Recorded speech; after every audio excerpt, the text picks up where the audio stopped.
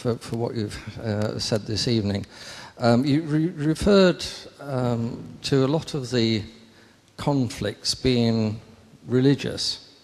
I wonder what your thoughts are, and you mentioned it in part, that within Islam, for instance, it is not a war of Islamists against Christians or other non-believers. A lot of them are fighting amongst themselves.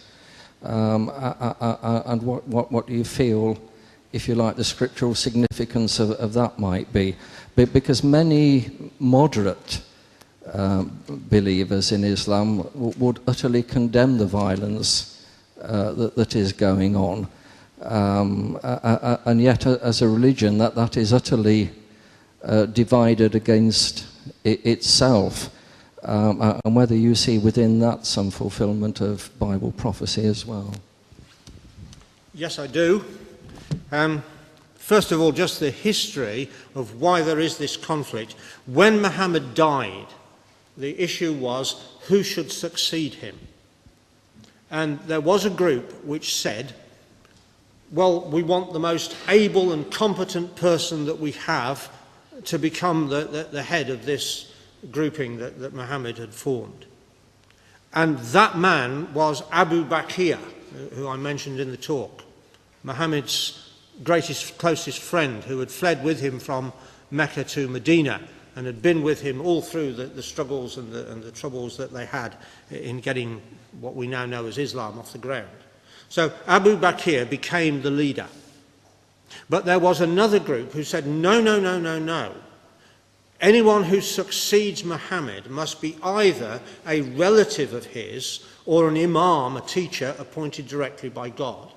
So their man was Ali, who was Muhammad's cousin and son-in-law, married Muhammad's daughter.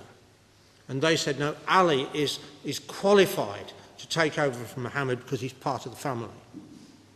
And the two groups fought, and Ali was killed. And the Shiites, and the word Shia in Arabic has got the name Ali embedded in it. They are the followers of Ali. The Shiites have never forgiven the Sunnis for killing Ali.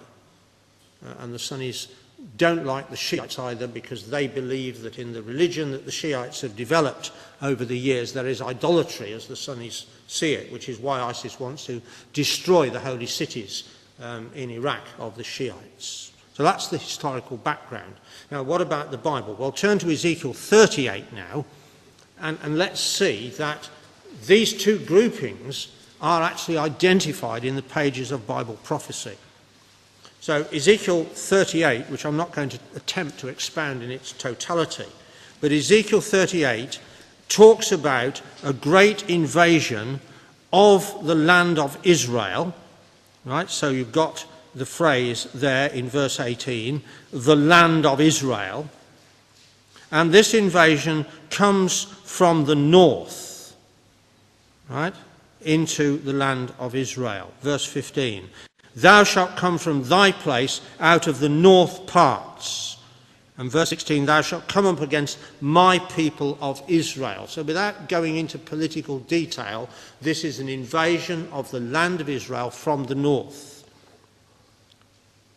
I believe it's headed up by Russia, and that verse 1 should read, the prince of Rosh, Meshech, which is Moscow, and Tubal, which is Tobolsk. But who are their allies? Verse 5, Persia, Ethiopia, and Libya. Persia, which today is Iran, is allied with this northern force that comes against Israel.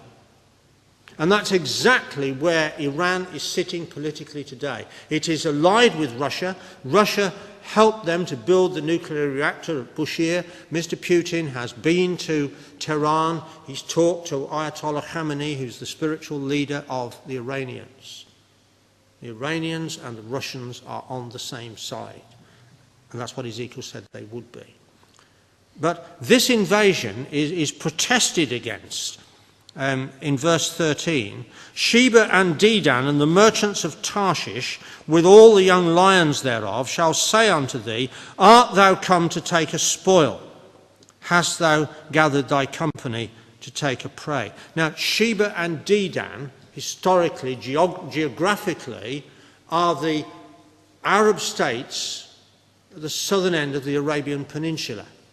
So Saudi Arabia, Kuwait, United Arab Emirates, Qatar, that grouping down there. And the merchants of Tarshish, Bible name for the British power. And if you want to understand how that works, talk to Matthew. I'm not going to attempt to repeat what he did at Prophecy Day last year. But isn't it interesting that Britain, having withdrawn its naval powers in 1971 and closed down all its bases east of Suez, has now found £15 million out of the depleted defence budget to build a naval base in Bahrain, right in the Persian Gulf, which puts Britain right in this position of chapter 13, of verse 13 of chapter 38.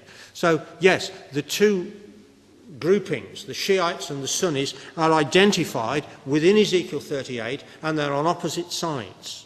Now come with me to Isaiah 60 and see what the end of it all is. I guess I really should have included this in the talk, but we'll look at it now. Isaiah chapter 60.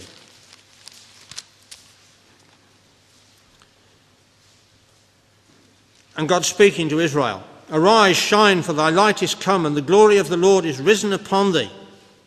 Verse 3, "And the Gentiles shall come to thy light, and kings to the brightness of thy rising." End of verse 5. "The forces, margin, the wealth of the Gentiles shall come unto thee. The multitude of camels shall cover thee. The dromedaries of Midian and Ephah, all they from Sheba shall come. They shall bring gold and incense." That's the people from the bottom end of the Arabian Peninsula. The Queen of Sheba came to Solomon and brought gold and spices and incense. Well, it's going to be repeated when Solomon's great descendant, the Lord Jesus Christ, sits on the throne. And verse 7, "All the flocks of Kedar shall be gathered together unto thee. The rams of Nebaioth shall minister unto thee. They shall come up with acceptance on mine altar, and I will glorify the house of my glory." I believe that's the northern grouping, the Shiites, descended from Ishmael. And they're all going to come up to Jerusalem and worship. They already believe that there's one God. They call him Allah. They need to know that his name is Yahweh and that he's revealed himself in the Bible, not in the Quran. But that won't be a difficult lesson for them to learn. But they will all come, and they will be part of the kingdom that's going to be set up when the Lord Jesus Christ returns. So yes, Islam is definitely in the Bible. The origins of it are in Revelation chapter 9, which we won't look at now. But these two groupings are clearly identified there, and their future is set out in Isaiah 60.